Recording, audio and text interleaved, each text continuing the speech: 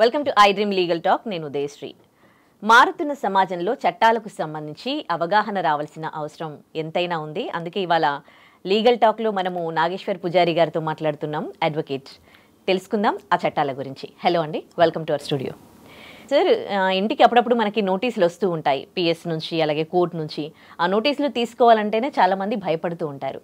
అట్లా నోటీసులు వచ్చినప్పుడు తీసుకోవాలా తీసుకోవద్దా, ఏం చేయాలి? అంటే జనరల్ ఎప్పుడైనా కూడా ఏంటంటే చాలామంది భయపడుతుంటారు. ఎందుకంటే ఏదన్నా అడ్వకేట్ ఆఫీస్ నుంచి కానీ, అడ్వకేట్ దగ్గర నుంచి కానీ, లేకపోతే కోర్టు నుంచి కానీ ఏ రకమైన నోటీస్ వచ్చినా ఏంటంటే జనరల్ తీసుకోరు, భయపడతారు అందరూ. లేరని చెప్పడము, లేకపోతే ఇంకా పోస్ట్ మ్యాన్ని కవర్ చేసి ఇంకోటి చెప్పడం, తీసుకోవాలని వద్దా, తీసుకుంటే ఎక్కడ కేసులలో ఇరుకుతామో అని చెప్పేసి చాలామంది ఆ నోటీసులు ఏం చేస్తుంటే డినై చేస్తుంటారు, అంటే అవాయిడ్ చేస్తుంటారు, తీసుకోవడానికి అవాయిడ్ చేస్తుంటారు. కాబట్టి మనం ఎప్పుడైనా కూడా ఏం చెప్తామంటే ఏంటంటే, మీకు ఎక్కడ నుంచి నోటీస్ వచ్చినా ఇర్రెస్పెక్టివ్ ఆఫ్ ద సిచ్యువేషన్ మీరు డెఫినెట్లీ తీసుకోవాలి. ఎందుకు అంటే ఏంటంటే, మీరు ఎప్పుడైతే మీరు ఒక నోటీస్ పంపించిన తర్వాత మీరు ఎప్పుడైతే తీసుకోరో అప్పుడు డెసిషన్ మీకు వ్యతిరేకంగా వచ్చే అవకాశం ఉంటుంది.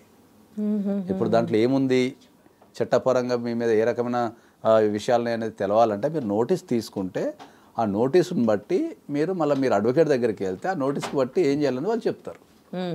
సో మీరు డినై చేసినారనుకో, డినై చేస్తే అది ఇంకా కాంప్లికేటెడ్ అవుతుంది. ఇది చాలామందికి ఉన్న డౌట్ ఇది. ఎందుకంటే అందరూ తీసుకోవాలని వద్దా అని చెప్పేసి సంశయిస్తుంటారు బాగా. తీసుకుంటే ఏమైద్దేమో, మళ్ళీ లీగల్ ప్రొసీడింగ్స్లో ఇరుకుతామేమో అనుకుంటారు. కానీ తీసుకోకపోతేనే నష్టం ఎక్కువ.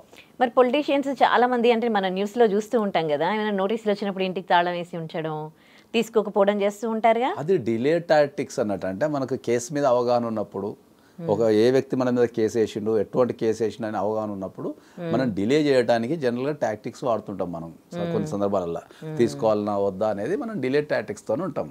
కానీ జనరల్గా హుక్ ఆర్ క్రుక్, ఇప్పుడు ఒక వ్యక్తిని మీద కేసు వేసిండు, నువ్వు ఇవాళ నోటీస్ తీసుకోలేదు అనుకుందాం, కానీ కేసు పెండింగే ఉంటుంది. నోటీసు చేరడం లేట్ అయిద్దేమో తప్ప నోటీస్ అనేది పెండింగే ఉంటుంది.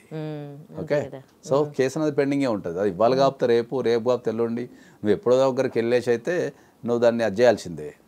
కొన్ని సందర్భాల్లో తెలియక నోటీస్ రిజెక్షన్ చేస్తారు. రిజెక్షన్ కనుక నోటీస్ కనుక రిజెక్షన్ అయితే, మనం రిజెక్షన్ చేసి డినై చేస్తే కోర్టులో మనకు అగైన్స్ట్ జడ్జిమెంట్ వచ్చే అవకాశం ఉంటుంది డెఫినెట్లీ.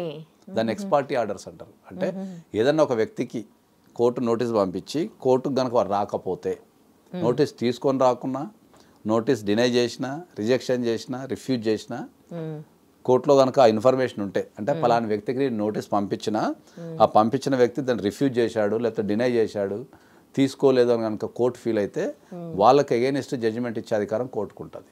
దాన్ని ఎక్స్ పార్టీ డిక్రీ కానీ ఎక్స్ పార్టీ అంటారు. దాన్ని ఎక్స్ పార్టీ అంటే ఏంటంటే, నీకు నోటీస్ పంపించడం ద్వారా నువ్వు రిజెక్షన్ చేసినావు కాబట్టి నీకు ఎగైనెస్ట్ నేను జడ్జిమెంట్ ఇస్తున్నా, నీకు ఎగైనెస్ట్ నేను ఆర్డర్స్ ఇస్తున్నా అనే దాన్ని ఎక్స్ పార్టీ అంటారు.